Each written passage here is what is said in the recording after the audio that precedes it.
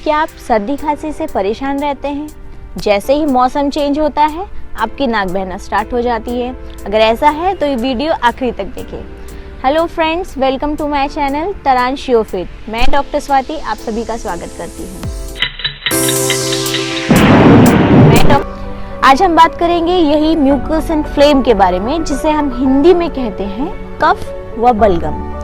क्या आप देख रहे हैं ना कि कोविड-19 के कारण हमारा देश पूरा विश्व परेशान है।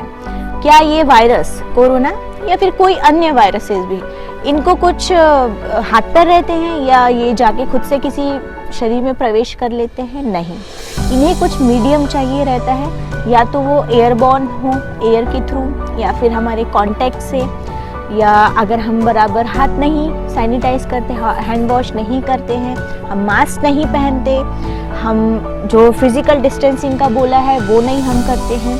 और ये एंट्री कहाँ से होती है? मेनली दो जगह से हो सकती है, नाक से या आँख से भी होती है कभी कभी, और हमारे मुंह से।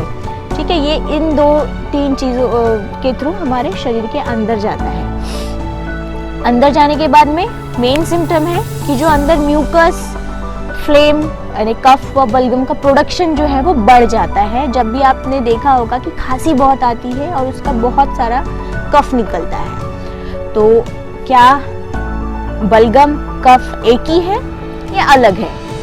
नहीं, ये दोनों एक ही हैं, सिर्फ उनके ओरिजिन में थोड़ा सा डिफरेंस है। जैसे कि म्यूकस जो हम बोलते हैं बलगम, वो हमारी नाक से निकलता है और यहाँ हमारे साइनसेस वहाँ से निकलता है। इसकी कंसिस्टेंसी यानी ये पतला होता है। आपने मार्क किया होगा जब से कभी नाक निकलता है थोड़ा पतला होता है। और फ्लेम दैट मीन्स कफ, वो हमारी खांसी में आता है। आपने मार्क किया होगा वाइट या येलो ग्रीन जैसा, वो हमारे खांसी में आता है। वो कहाँ से? गले से और हमारे फेफड़ों से आता है। ये डे टू डे लाइफ में इसका प्रोडक्शन होता ही है, और ये हमारी इम्यूनिटी पावर के लिए, हमारी इम्यूनिटी सिस्टम के लिए बहुत अच्छा है। जैसे कि हवा में डर्ट पार्टिकल्स रहते हैं, डस्ट पार्टिकल मीन्स धूल व गंदगी के कण रहते हैं, वायरसेस होते हैं, बैक्टीरिया होते हैं, डे टू डे लाइफ में हमारे एयर के थ्रू अंदर जाता है। तो ये क्या करता है, जो है म्यूकस या फ्लेम, उसको ट्रैप करके उसको किल करता है, क्योंकि इसमें एंटी बैक्टीरियल प्रॉपर्टीज भी होती है। पर ऐसे कुछ इलनेसेस होती है जिसके कारण कि इसका प्रोडक्शन बढ़ जाता है, इसका बनना बढ़ जाता है, और इसके जो कंसिस्टेंसी है मीन्स गाढ़ा या पतला, ये बढ़ जाता है और ज़्यादा पतला हो जाता है। ये किस कंडीशन में होता है? सबसे पहला है कोल्ड एंड फ्लू, सर्दी जुकाम में हो जाता है। दूसरा है कुछ ठंडे पदार्थ होते हैं, आइसक्रीम है या कुछ ऐसी ठंडी चीज़ें, ठंडे पानी से होता है। कोई किसी को मिल्क प्रोडक्ट से, डेयरी प्रोडक्ट से एलर्जी होती है, उससे भी होता है। गर्भावस्था में हो सकता है, किसी लेडीज को अगर कुछ एलर्जीज है उसके कारण आपकी नाक बह सकती है। ये बहुत जो पुराना कफ हम बोलते हैं ना, पुराना साइनोसाइटिस, क्रॉनिक साइनोसाइटिस, तो उसमें भी जो यहाँ कफ जम जाता है वो निकलना शुरू होता है, म्यूकस। उसके बाद आता है सीजनल चेंज। जैसे ही सीजन चेंज होता है, समर से रेनी सीजन या रेनी सीजन से विंटर आता है, आपका नाक बहना शुरू हो जाती है। आपने ध्यान दिया ही होगा। उसके बाद में आता है लास्ट है कि गले के रोग, हमारे फेफड़ों के भी कुछ रोग होते हैं जिसके कारण उसका प्रोडक्शन बढ़ जाता है। हम आज जानेंगे इसे दूर करने के घरेलू उपाय। बहुत ही आसान है, सिंपल है, आप बिल्कुल आप घर पे कर सकते हैं। सबसे फर्स्ट है एप्पल साइडर विनेगर। जी हाँ, सेब का सिरका। इसमें एंटी बैक्टीरियल प्रॉपर्टीज होती हैं। सिंपली आप इसे कैसे से 1 टेबलस्पून आप एप्पल साइडर विनेगर लेंगे, 1 ग्लास ऑफ वाटर, ग्लास पानी में आप उससे घोल के आप ले लेंगे। मॉर्निंग में ले तो ज़्यादा अच्छा है। वैसे एप्पल साइडर विनेगर के और बहुत सारे भी फायदे हैं। ओके, देन नेक्स्ट सेकंड है एयर ह्यूमिडिफायर। एयर ह्यूमिडिफायर क्या होता है? हवा की जो नमी रहती है उस बनाए रखता है, उपकरण है एक, हिंदी में जो हम बोले उसे एयर ह्यूमिडिफायर। क्या होता है, जैसे सर्दियों का मौसम अब आ गया है, तो ठंड के मौसम में बाहर की जो हवा है उसकी नमी कम हो जाती है, जिससे क्या होता है, हमारा हीटिंग सिस्टम, अंदर बॉडी हीट का जो सिस्टम है बढ़ जाता है। एयर रूखी हो जाती है, जिससे क्या होता है, हमारे त्वचा, हमारी स्किन, हमारी नोज ड्राई होने लगती है, आंखें भी ड्राई होने लगती है। आपने जनरली सर्दियों के मौसम में ये मार्क किया होगा। तो इसका हम क्या ऑप्शन है। अब मैंने कहा एयर ह्यूमिडिफायर, तो अब दौड़ के तुरंत जाके खरीदना नहीं है। इसका बेस्ट ऑल्टरनेटिव घर पे ही ऑप्शन है कि आपको स्टीम आप ले सकते हैं। द बेस्ट स्टीम आप लीजिए, एक पतीले में आप पानी गर्म करें, अच्छा 10 मिनट्स उबालें और उसमें आप टॉवल ढक के आप स्टीम लीजिए। एक है कि हॉट शावर बाथ आप ले सकते हैं। ध्यान रखें डायरेक्ट गर्म पानी आपके फेस पे और आपके सिर पे नहीं आना चाहिए, आप गले से नीचे से स्टार्ट कर नीचे आप ले सकते हैं, उससे भी साइनसेस में बहुत इम्प्रूवमेंट मिलता है।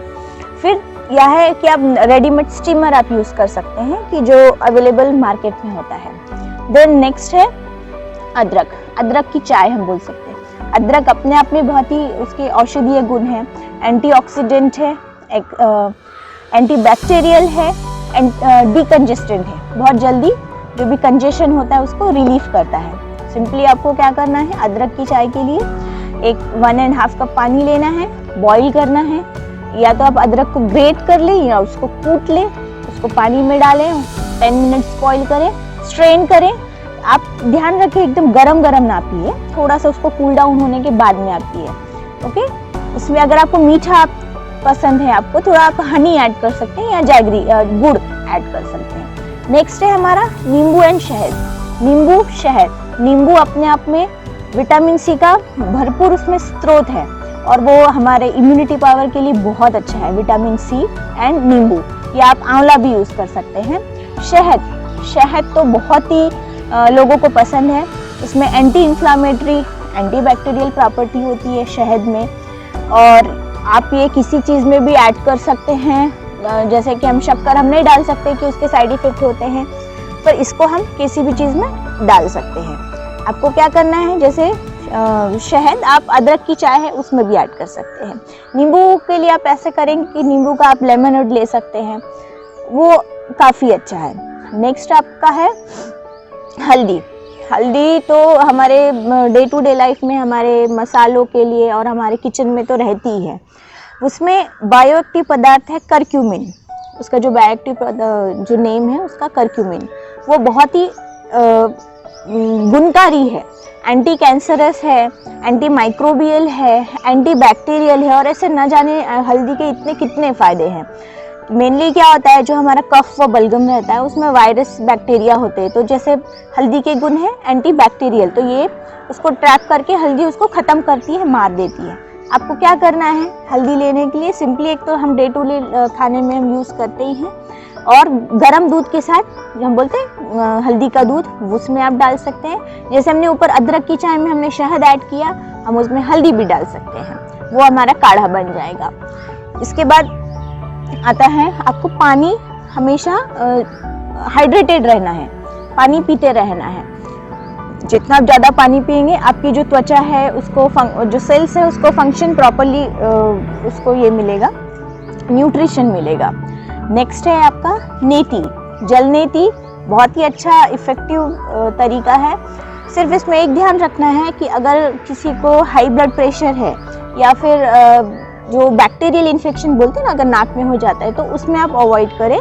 और अगर ऐसा कुछ सिचुएशन है, अगर आप कर भी रहे हैं तो सबसे पहले तो आप डॉक्टर की सलाह ले लें जलनेती करने के लिए, और अगर ऐसा उन्होंने बोला भी है जैसा भी है तो आपको फिर पानी को बॉईल करके ठंडा करना है, स्टराइल करना पड़ेगा वाटर। उसके बाद जलनेती पॉट में थोड़ा गुनगुना पानी व सेंधा नमक डालें, उसमें पानी नाक में लगाएं, मुंह खुला रहेगा, थोड़ा आपका सिर तिरछा रहेगा। एक साइड से होने के बाद में आराम से दूसरे साइड करेंगे। याद रखें आपका मुंह खुला होगा, मुंह से आपको ब्रीदिंग करनी है। नीचे एक पानी की धार बनेगी धीरे धीरे, और नीचे मैंने टब रखा हुआ है, पूरा पानी उसमें कलेक्ट हो रहा है।